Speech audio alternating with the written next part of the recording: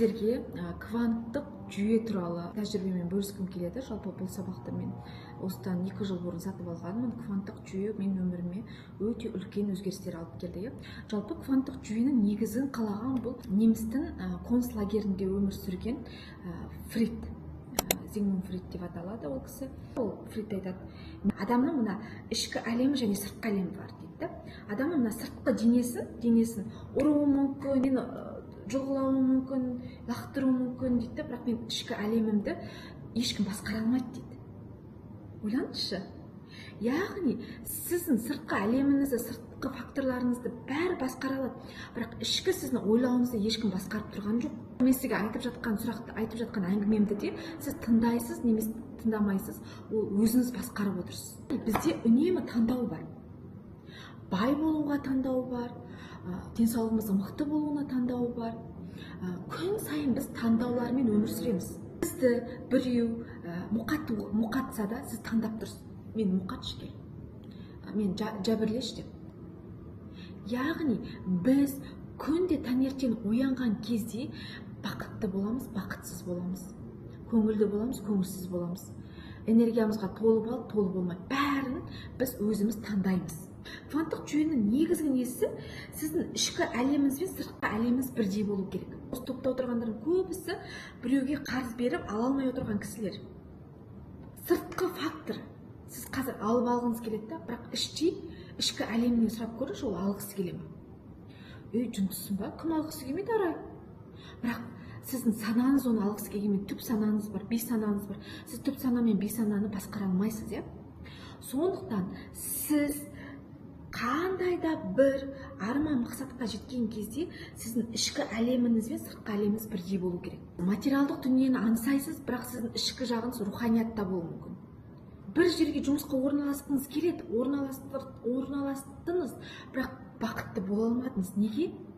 Сіздің сыртқы әлемдегі анау жерге орналассаң, көңілге орналассаң, атақты боласың дейді, сен орналастың, бірақ барған кезде сен ойлайсың, те же пошел. Себебі сен ішкі әлемің бар ғой.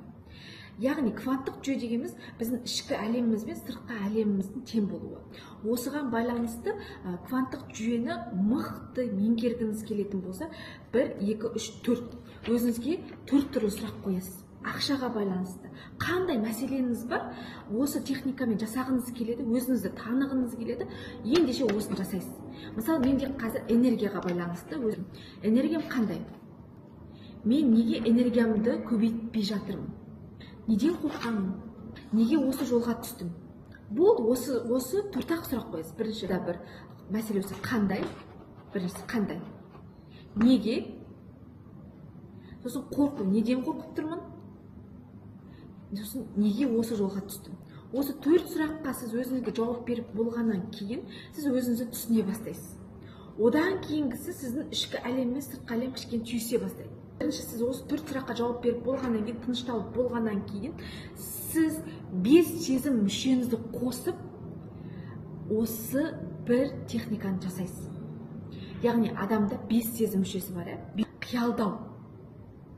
Өзіңіздің сана деңгейінде, түп санаңызға, бей санаңызға барлығы 3 дүниенің бір бағытта жұмыс жасауы осы кванттық жүйеде болады. Яғни кванттық жүйе болған кезде 5 сезім мүше жұмыс жасау керек. Ең бірінші көз, екіншісі құлақ, мұрын, тіл, содан кейін мына тері, сипау сезімдері, мына терілер. Мысалы, сіз үйді армандайтын болсаңыз, біріншісі көзіңізді жұмып, сол үйдің ішін көріп шығасыз, сосын үйдегі дауыстарды құлақпен естисіз сол кезде.